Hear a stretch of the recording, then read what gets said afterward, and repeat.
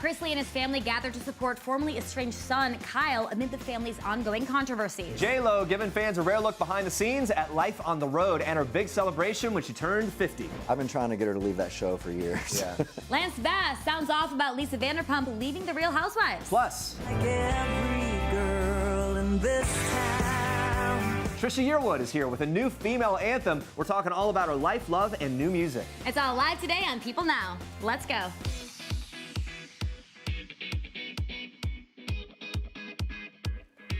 Hey, happy Thursday, everyone. Welcome to People Now. Good to see you. Trisha Yearwood joining us live a little later in the show. We're very excited for that. Super pumped. Yeah.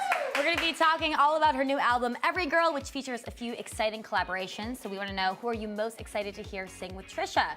Is it this week's People cover star, Kelly Clarkson, Eagles lead singer, Don Henley, or Trisha's husband, Garth Brooks? Vote on these or tweet us with the hashtag #PeopleNow. We're going to check in on that in a little bit. Let us know what you think and welcome Trisha live to the show a little later. But for now, here's what you need to know and what's trending for today.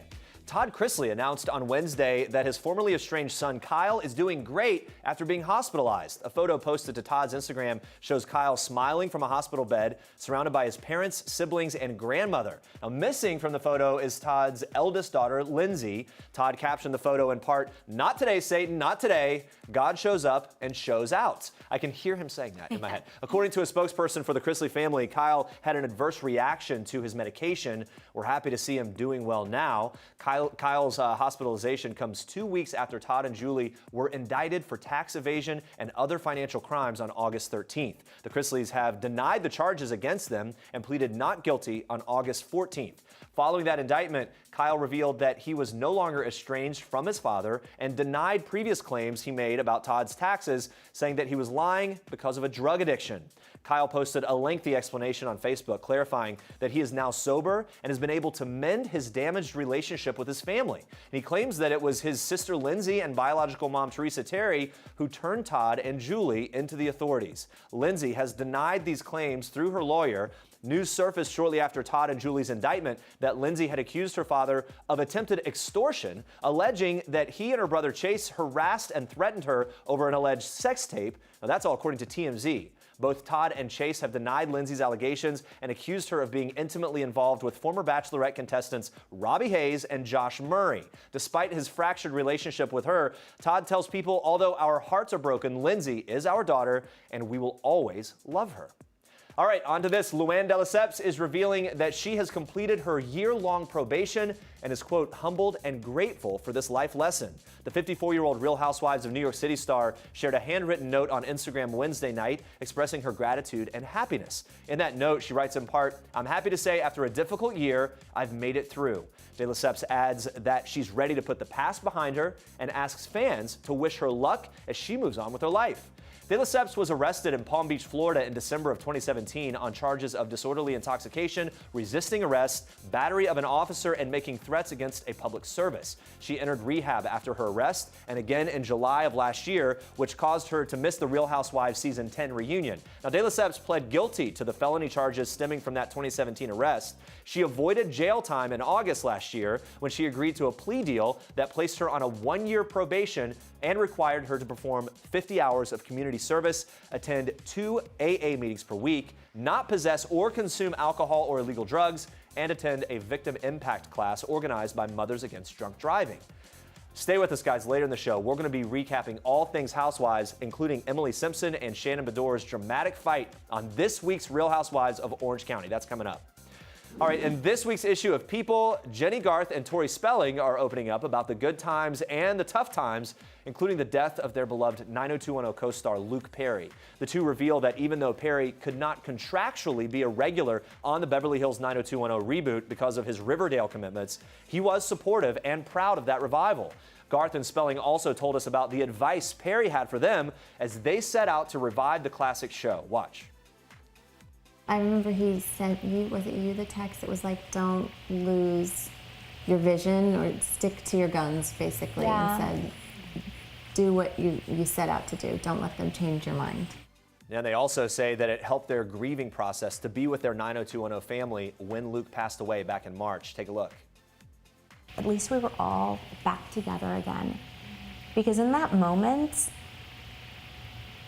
like that's the only people that could really understand. Yeah, You couldn't talk to your partners. I didn't want about to be it. with my husband. I didn't want to be with my daughters. I wanted to be with my brothers and sisters that knew that relationship, and it brought us together on such a deep level. And I many times throughout the filming of the series thought he would be so happy right now to see us. Garth says she believes there's a reason things have come full circle and the cast is back together because, quote, we have our ups and downs, but we love each other and we're meant to be together. For more from Jennie, Garth, and Tori Spelling, you can pick up a copy of this week's People on newsstands Friday. And Andrea, you have more for us in Star Trek. Yes, we are kicking off Star Trek today with some stylish appearances at the Venice Film Festival. Sophia Ricci is looking gorgeous after some 21st birthday celebrations. On Wednesday night, the model owned her red carpet moment at the opening gala of the 76th Venice International Film Festival, looking glamorous in a black two-piece ensemble by Twinset, girl showing off those abs. Her look featured a bedazzled crop top with a heart-shaped neckline, which she paired with a billowing high-low maxi skirt with pockets. She completed the gorgeous look with a pair of strappy black heels and simple but elegant jewels, keeping her hair pulled up into a high, puffed-up top knot. She looks really great here. Before heading to Italy, Sophia celebrated the milestone B-Day with a lavish bash in Las Vegas with boyfriend Scott Disick on Saturday. Meanwhile, America's Got Talent judge Mel B kept things wild at the Venice Film Festival with a sequined animal print gown, but she went classic with her hair swept back and matched her look with a pair of gold hoops. Brad Pitt descended on the festival looking casual in a t-shirt and newsboy cap as he posed and waved to fans. Later, he was seen on the red carpet alongside his Ad Astra co-stars. The space thriller is premiering at the festival today. Liv Tyler looks gorgeous in a colorful printed dress, and we are loving that gold pantsuit on Ruth Negga. They all look so great. Scarlett Johansson and Laura Dern wore matching stripes for the photo call of their film Marriage Story, which is also premiering at the festival today. Wonder if they planned the stripes. I think they may have. I think they did.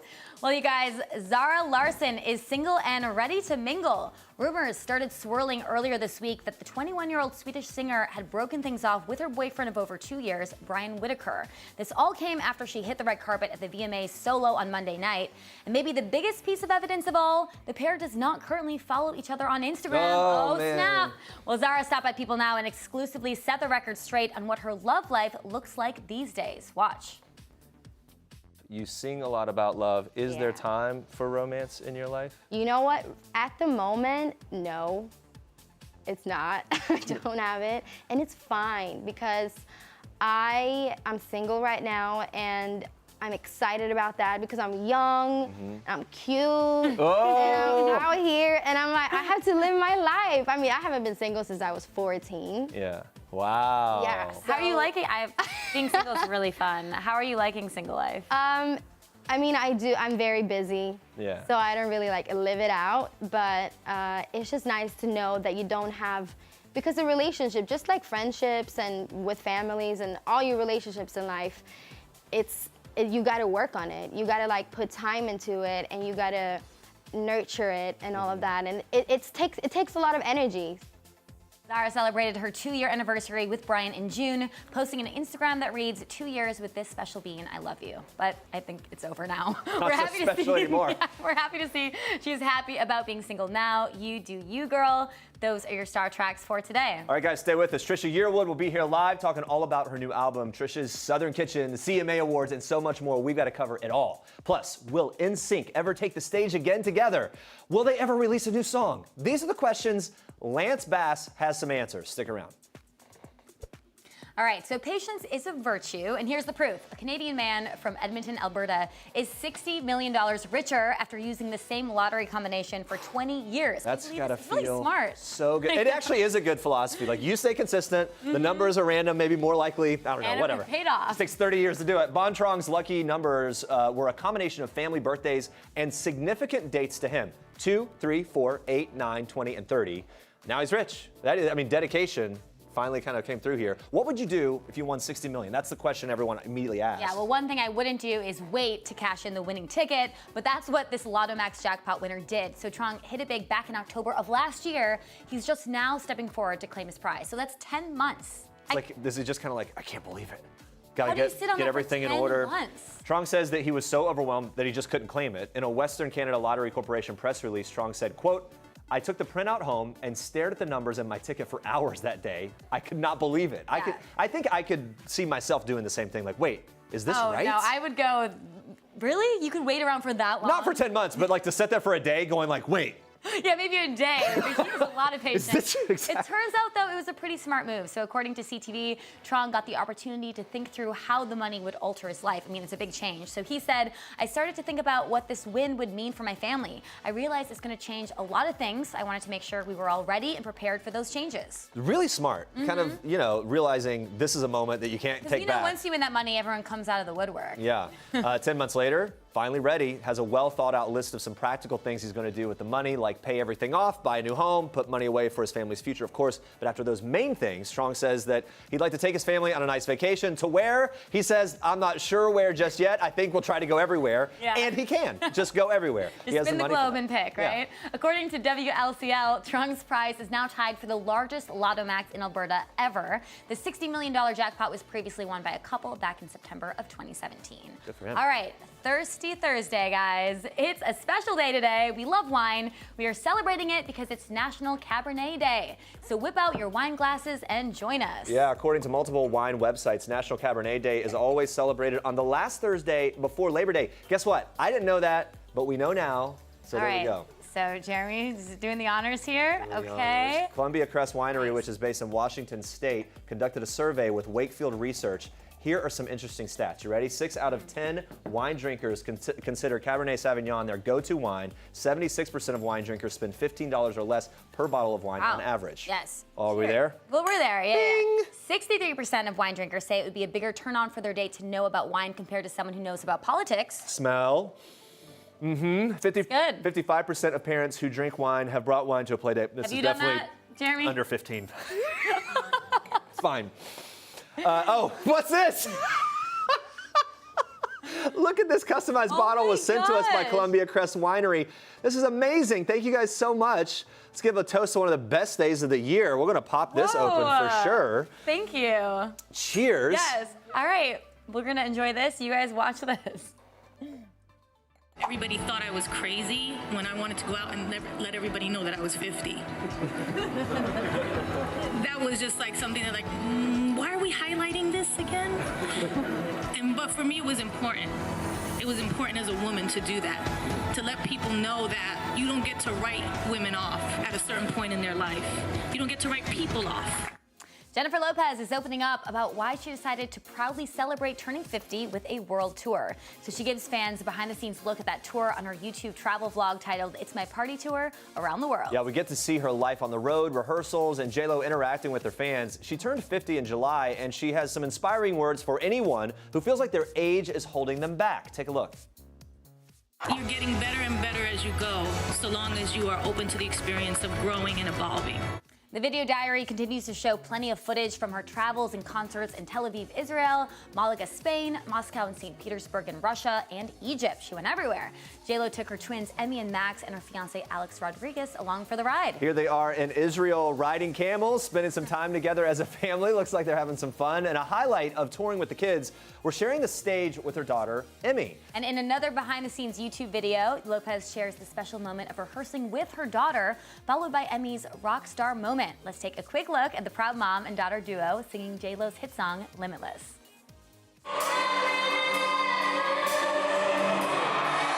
Proud mom moment there. Towards the end of J.Lo's It's My Party Tour Around the World YouTube video, we see her interacting with her fans. They clearly mean so much to her, and that really shows. Yeah, the icon has a moment of gratitude and reflects on her tour and turning 50. She admits she didn't realize the freedom she would find in openly being herself. Watch. I didn't realize that in just being myself and being unafraid to say that to the world. I'm a woman, I'm 50 years old, and I'm here, and I'm not going anywhere, was gonna mean so much to so many people. J.Lo adds that she's super proud of the tour and her team, and she wraps up the nearly 10-minute video with a message to inspire people of all ages. That message reads, quote, "Here endeth the lesson and the journey. Be your best authentic self. That's the key to happiness, to love, and to making the world dance again." I love it, and we love J.Lo, so keep it up.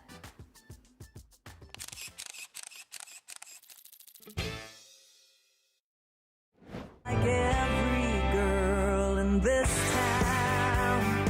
That is a little bit of Trisha Yearwood's hit song Every Girl in This Town off her latest album, Every Girl, which is available August 30th. Trisha joins us now. Thank you so much for being here. Thank you for having me. It's good. We love having you stop by. Love the girl power, especially with this song. But what's different about this album that maybe you didn't see in the previous works? I really just, it's been a while since I made a record, and I was watching your segment on J.Lo talking about turning 50. I'm a 54-year-old woman, so I really had no expectation going in the studio except to find songs that I really loved.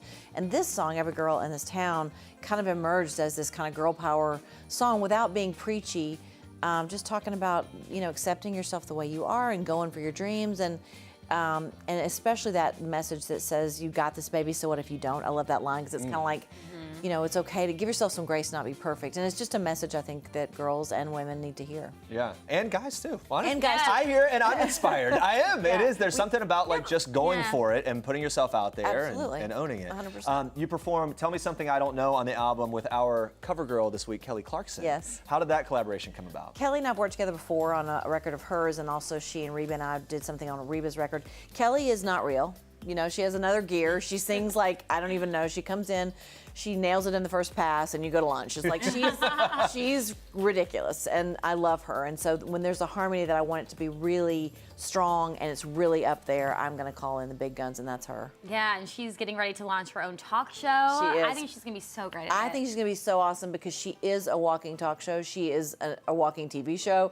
I can't wait to see what she does. Yeah, one more thing about her in our cover story, she opens up about the health scare she had with the appendicitis while doing the Billboard Music Awards, and then a cyst on her ovary exploding during The Voice. Were you surprised to hear those stories and kind of how she was able to handle that? No. I mean, the first of all, she's real. She's going to tell you everything that's going on with her. And she's also just not afraid to tell all the details, but also she's a pro. Like, when we worked together on the Christmas special she did, is when she was pregnant with her daughter, and no one knew. And she was newly pregnant, and she was really sick. And she would come out, and she was hosting a Christmas special. She would come out and sing. She would go backstage and lose her lunch and come back out and sing. And no one knew. I mean, she did the entire show really having so much morning sickness. So she's just whatever it takes. She's a pro. Yeah, it's very inspiring. It is totally everything inspiring. she's doing. Let's go back to your music. You sing What Gave Me Away with your husband and superstar Garth Brooks. Yes. What is it like when you two get together to collab, especially writing songs? Do the words just spew out, or is it harder than you think? Well, I usually will have an idea. I know what story I want to tell when we're writing together. He's the poet, so it's kind of a good marriage in that way, because I might come in and go, I have a title. Like, there was a song we talked about, I was here last time for Let's Be Frank, the Standards record. We wrote a song called I came up with a title, and now I can't think of it. It's going out of my head. I haven't slept in a couple days. But for the first time, I'm in love for the last time, which is a romantic song about you're it, And I came in with that title, and I said, here you go. I don't know what to do with that. You're the songwriter. You're in all the Hall of Fames. And he started singing this melody and writing this beautiful this lyric that was just beautiful. And we worked on it for a few weeks, and I contributed some of the lines, but he mostly is the poet. So it's a cool collab when we do that. And for this song was written by Lucy Silvas, and this song is about that person that has your number, and he's got my number. So I couldn't imagine doing this song and not have him sing on it. He's got your number. He's making you coffee. We know about it. He's a good guy. We chatted with Midland yesterday. Garth actually came up. We wanted to get your take. Let's take a little look, and we'll get your response. Garth's playing at my wedding. He's offered to be the house band at my wedding. He's also definitely watching this, so. I hope he is, because you're speaking right to Garth right now. This is now like the 7th interview I've said that Garth is going to be playing as the house band at my wedding. So is this happening? How often do people ask Garth or you can keep wishing. There's probably a really good Garth impersonator that'll be happy to play. These guys are awesome. I run into them everywhere, and they're great guys, and they've got great senses of humor. I doubt, we did play a lot of weddings though back in the day. Garth and I both, before we ever moved to Nashville, played our friends. We sang at a lot of weddings, but our fee's a little higher now than it used to be. Yeah, right. It's gone up over the years. It is funny though that in every interview they're saying that because they just really want it to happen. Hey, you never know. He could show up. He could just show up. You're going on this 3-day Every Girl road trip, right? To places like Georgia, Tennessee. Do you like to bring Garth along on those trips? What does that look like for you when you do that? Well, this will be a first. We haven't, and I'm not planning for him to go. He's always welcome anywhere that I am. But this is going back to my hometown, Monticello, Georgia, where I was born and raised. and I'm taking the route that I drove to Nashville as a young girl moving to Nashville to try to make this dream come true. So it's a specific road trip that is the actual route that I drove. So we're going to start in my hometown where I know everybody still, and tomorrow night, and then we're going to head up to and finish at the Country Music Hall of Fame Museum in Nashville. Well, by the way, what does it mean to you when you think back about that now, to be able to have this moment in your career where you can do something like that that's so special for the fans, but for you, what does that road trip mean? Well, I mean, it's the kind of the whole idea of this Every Girl, the opening line of that song is about being a little girl who has these big dreams. And when you're young, you believe you can do anything, and it's only when we get a little older that we start to kind of doubt ourselves. So I'm trying to recapture that feeling of like really believing you could do anything. And I thought at 5 that I was going to be Cher. That didn't really work out. I still kind of want to be Cher. Who doesn't? Right. Yeah. But it does mean a lot to me, and especially going back to my hometown with a group of people who are my family, who it's the kind of town that when they know you're coming, they paint "Welcome Home Trisha" in the storefronts. You know, it's that kind of place. So I'm really, really honored to go back and share it with them. That's so special. Have you and Garth ever done a road trip, just the two of you? We've done some day trips. Garth is the kind he loves to drive, so he wants to be the guy that drives, but he also will fall asleep when he's driving. So he's like, I get my best sleep when I'm driving. I'm like, I think I should probably drive. So, but it's really funny. So we'll switch, and then I'll drive, and then he can't go to sleep when I'm driving. So this Every Girl road trip ends in Nashville at the Country Music Hall of Fame, right? Yes. And you used to work there as a tour guide. Tour guide.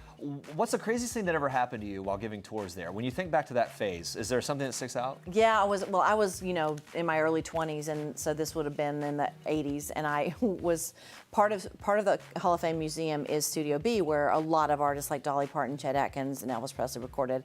And I'm in there and leading a group through, and I remember someone asking me about Elvis, and I'm giving what I know, because there's a book this thick about all the stuff you need to know about the museum. And she's like, did you know Elvis? And I'm like, no, I mean, I was a huge Elvis fan, and I was, 13 years old when he passed away. So I'm like, no, I didn't know Elvis, but it was people just wanted you to have that connection, So that might have been one of the weirdest things. That's really cool. I mean, just to think back about that moment and where you've come now. All right, we got to talk about this. Not only a country goddess, but you now have your own avatar on Farmville 2, Country Escape.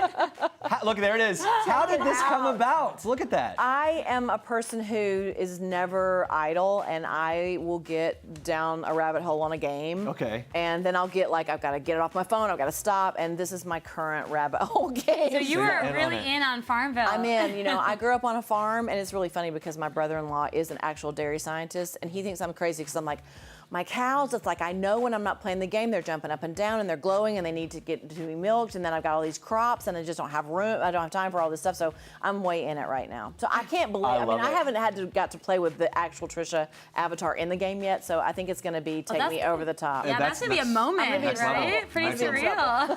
I need more farmland. I just want to put it out there. Someone can help me out with that. You have so much going on, and of course your Emmy Award-winning series, Trisha's Southern Kitchen, is doing really well. You were cooking early on, right? Growing up. Do you have a favorite recipe from back in the day? Well, the first thing, my mom was a great cook and so was my dad. So my sister and I really were we set the table and cracked the ice cubes in the glasses.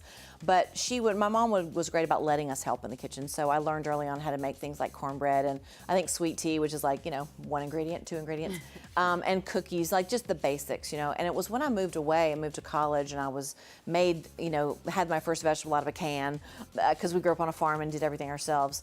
That's when I learned how to cook because I was I called home, I missed home, and cooking my mom's recipes made me feel connected with them, and I could also cook for myself, So her potato salad was a classic Southern thing that had 4 ingredients. It was really easy to make, and that was one of the first things I remember making of hers and going, I can do this. Yeah, my mom's is macaroni salad. Is That's it? always the go-to thing that reminds me of my mom. And Mom, make some, please. Throwback Thursday. I maybe personally cannot let go of this. This whole moment that, speaking of cooking, the CMA red carpet, you invited BB Rexa over to make chicken with you. I don't know if it's happened or not, just a status check. We tried, she and I both tried to get her on. We just finished filming a new season and we couldn't get our schedules together, but we are still trying to make it happen. It's out there in the universe. It's gonna happen. Okay. All right. It's gonna be happen. Good. It's gonna happen. Yeah, and let's talk about this. So Carrie Underwood is gonna be hosting the CMA Awards, but it was just announced that Brad Paisley's not joining her. Instead, Dolly Parton, Reba McEntire are gonna come on to help with hosting duties. Yes. I love the girl power. What do you think of this switch up? I think it's cool. I mean, I think that, we're all about wanting to get to have this conversation about more women being played on country radio. It's definitely a conversation in our genre, especially, that it's happening.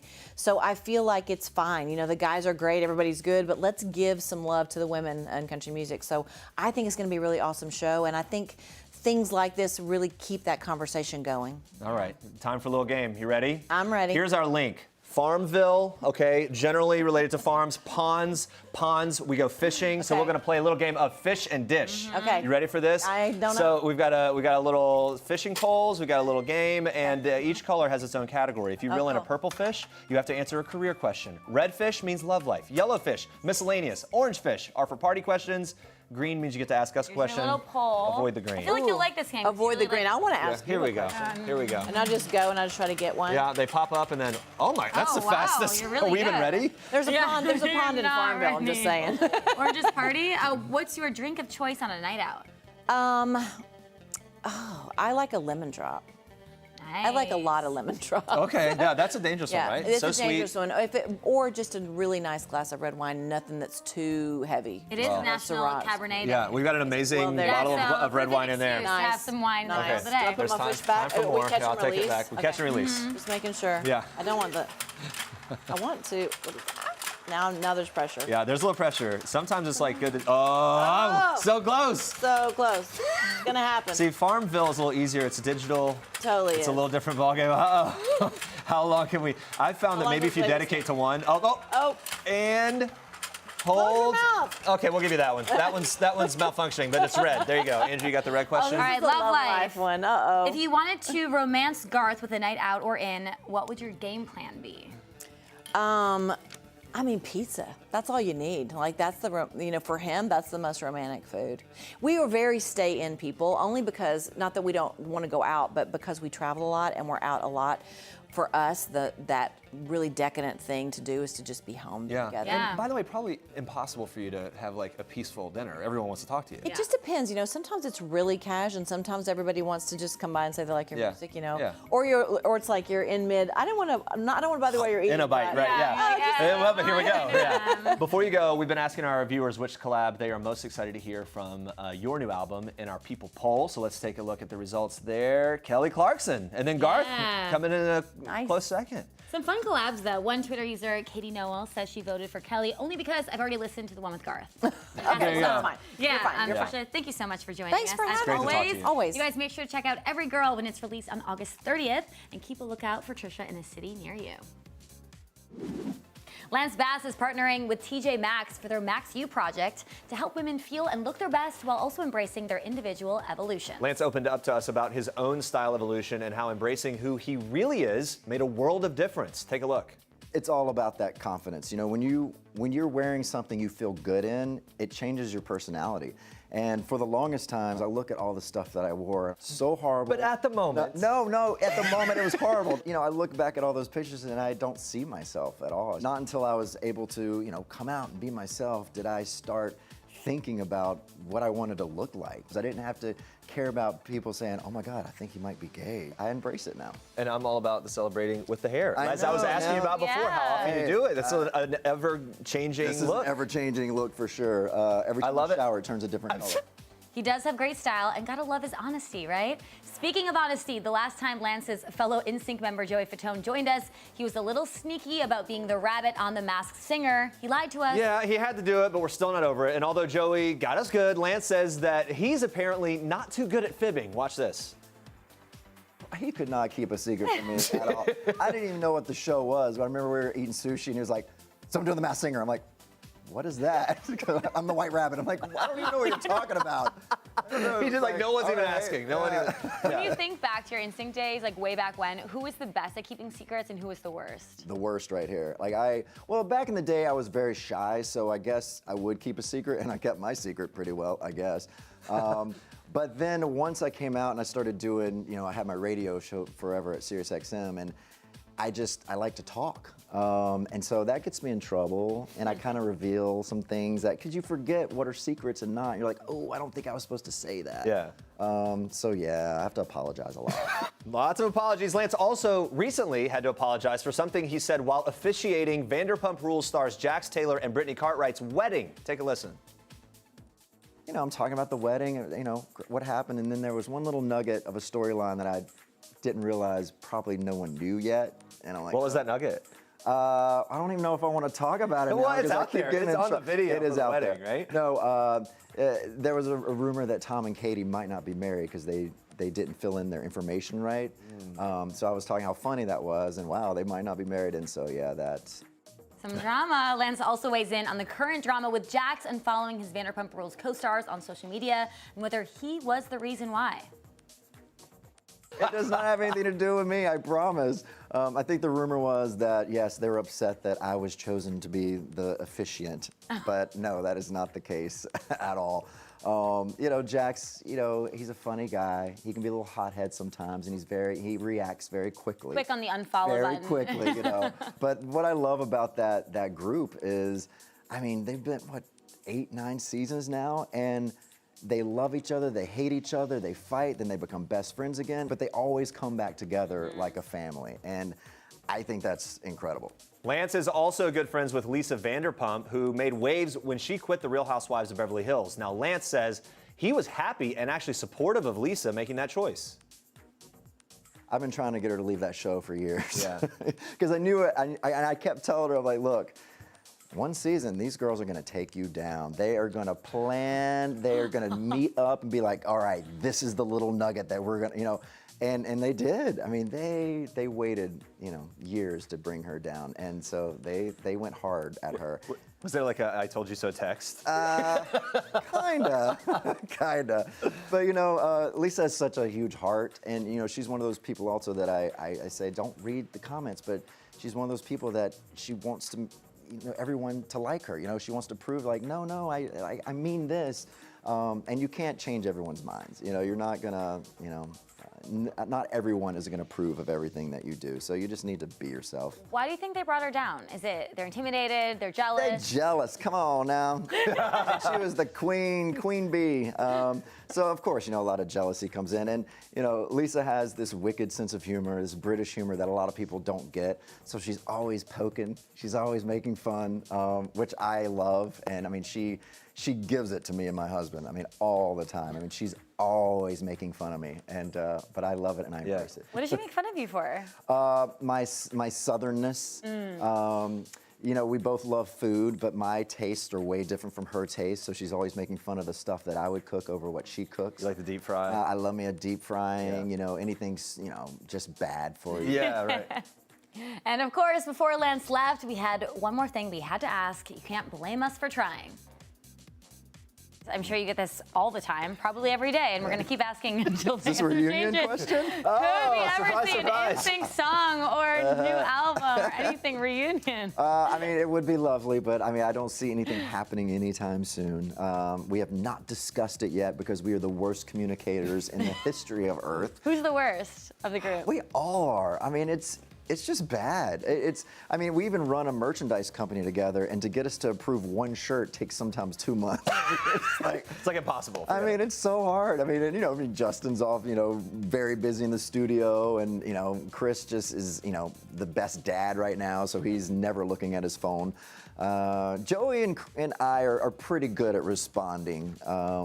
But JC's the worst though. It'll take him 3 weeks to respond to a text. By the way, the Jonas Brothers doing it gave me hope for anyone. And they came back and killed it. I'm telling you, that was the best rollout ever. It really was, right? That documentary was great. The songs are great. I think that was a beautiful thing to watch.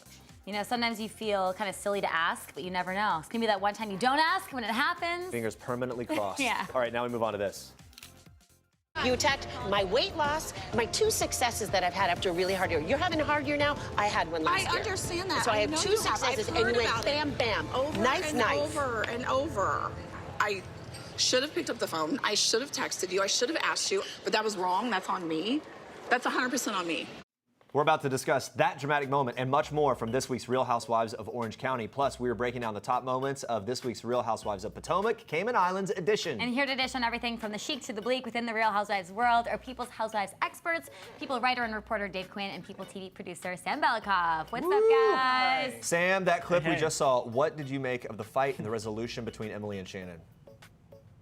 Well, Emily tweeted, frozen fish is riveting, hashtag frozen fish is riveting, and it really was riveting. I loved how everything was so breaking the fourth wall. I mean, we're in season 14 right now. We know the audience is smart enough that they know it's a television show, so it's interesting to see that they're talking on a podcast about the show and how that affects the women's lives. It was hearsay, as Shannon said, apparently, and I think I really was proud of how quickly Shannon was to forgive Emily. I think that is important to see. This fun Shannon doesn't seem to be holding a grudge. We'll see if it lasts. I also, one thing to note from that clip, I love how Emily, even during her apology, was like, I know, I've heard over and over again. It's like sometimes you just can't help being like petty even when you're trying to apologize, and that felt very real in that moment. Dave, Emily admitted earlier she was having a panic attack as she opened up about her issues in her marriage. What did you make of her opening up, or depending on how you look at it, not opening up about these issues? Well, Emily's relationship with her husband Shane really came in under fire last season on The Real Housewives of Orange County. So I think this season she's trying hard to kind of keep that in the back burner, pretending that everything is okay, but it really seemed to boil up. She had a total anxiety attack. She was crying, saying she didn't really feel like she was being herself, and she wasn't 100% the best mom, 100% the best wife.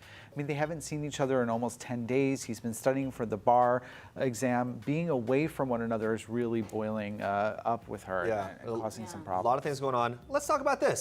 Other top moment of the episode revolved around the sex train rumor. It got back to Kelly. Kelly lashed out, including here. Take a look. Let's just take a You're beat just here. irritating Okay. me. Bad. All right. It's supposed to be my day. Maybe shut the up, and it will be your day. How about that? I still stand by my decision to tell Kelly. But I mean, honestly, I don't want anyone to get mad at me right now because it seems like everyone's turning on each other. I just want to be as quiet and as invisible as I possibly can.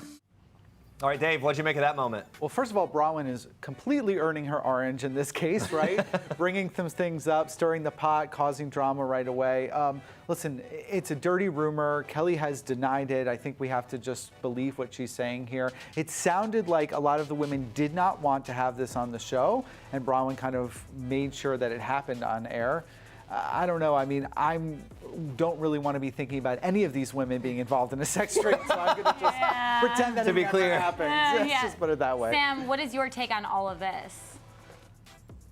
Well, I gave a poem on Bethany last week, so I kind of wanted to give a quick little limerick this week. Oh, please do, a limerick, I'm yes. gonna read it again. It's called A Refrain on a Train. All right.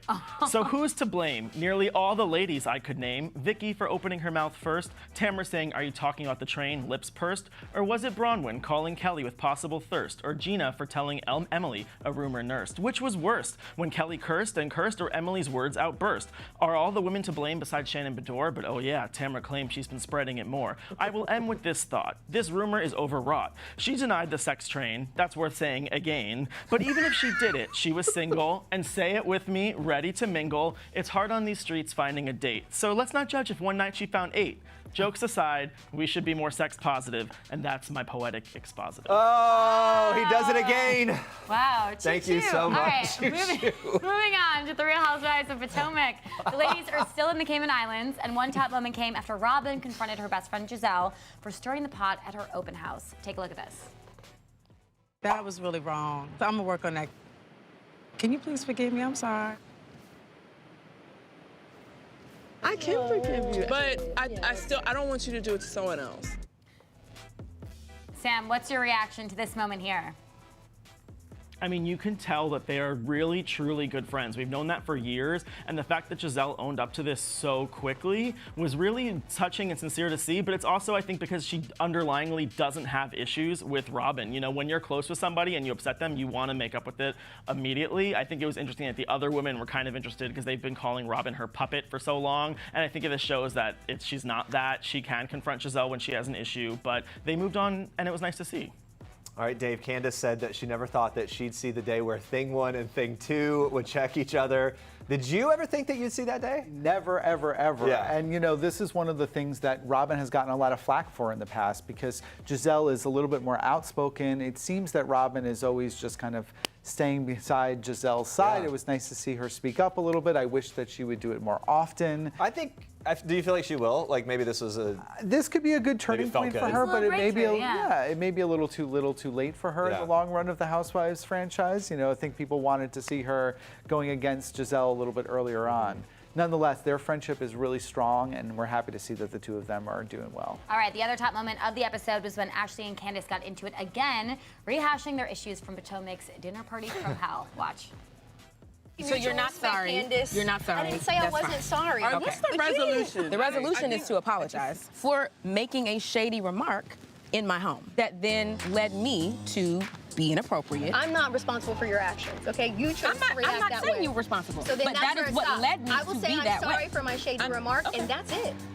Dave, what did you make of Candace and Ashley's apologies to each other here? I mean, this is really, they are working hard to get that apology out. I don't necessarily think that Ashley is very sincere when she's saying that she's sorry, but that's the beauty of these housewives, right? They always say strong in how they feel. I don't think that the two of these are going to be, women are going to be close friends anytime soon, but Ashley's a little bit guarded, and it takes her a lot longer to make up with people after a fight. So it's going to take a while for them to be back to besties. Sam, what did you think of their road to friendship in this episode?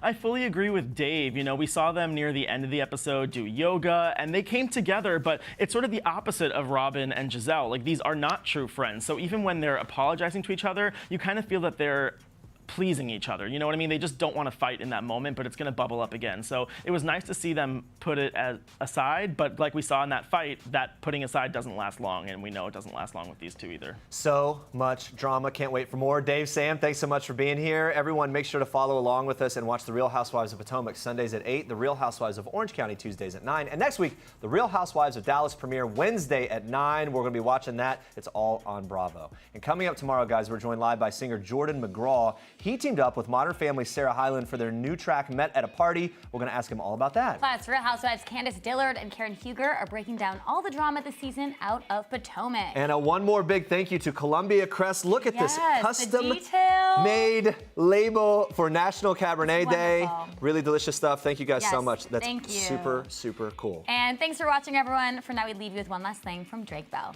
Bye, guys.